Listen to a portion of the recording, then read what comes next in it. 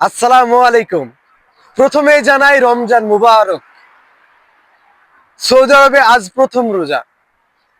নিজের পরিবার পরিজন ছাড়া এই নিয়ে 4বার রোজা পেলাম।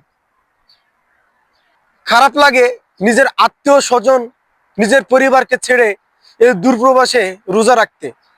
কিন্তু তারপরেও আরেকটা বিষয় ভালো লাগে, আল্লাহর নবীর দেশে আমরা বর্তমানে অবস্থান করছি এবং এখানে থেকে ইবাদত বন্দেগী করতে পারছি। আলহামদুলিল্লাহ। এটার ওছিলায় যদি সবাইকে মাফ করে, আমাকে মাফ করে, এটাই আমার শ্রেষ্ঠ পাওয়া। আমাদের এখানে ডিউটি 12 ঘন্টা করে হয় সাধারণত। তো রমজান মাসে সকালবেলায় বন্ধ থাকে, তো ডিউটি টাইমটা একটু অল্প হয়ে যায়। 12 ঘন্টার জায়গায় 9 ঘন্টা দোকান খোলা থাকে। তো এটা হচ্ছে আমাদের কফি শপ। এই যে আমরা গাড়ির জন্য অপেক্ষা করছি, আমাদের সেহরি খাওয়া শেষ। আমরা এখানে কাজ করি টোটাল 4 জন।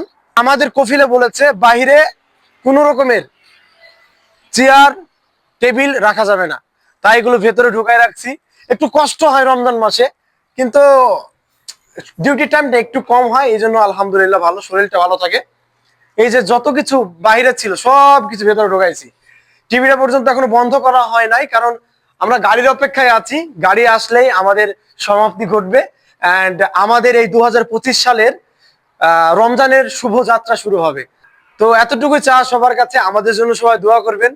আমরা নিজের পরিবার, আত্মীয় স্বজন সবাইকে ছেড়ে এই দূরপ্রবাসে অবস্থান করছি। যারা দূরপ্রবাসে আছে সবার জন্য অনেক অনেক দোয়া রইল।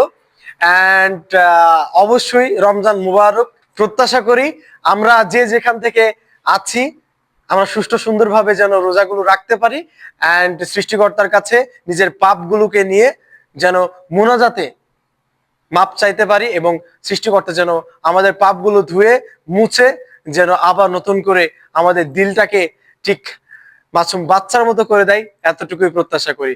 সবাই ভালো থাকবেন, সুস্থ থাকবেন। আল্লাহ হাফেজ অ্যান্ড রমজান মুবারক।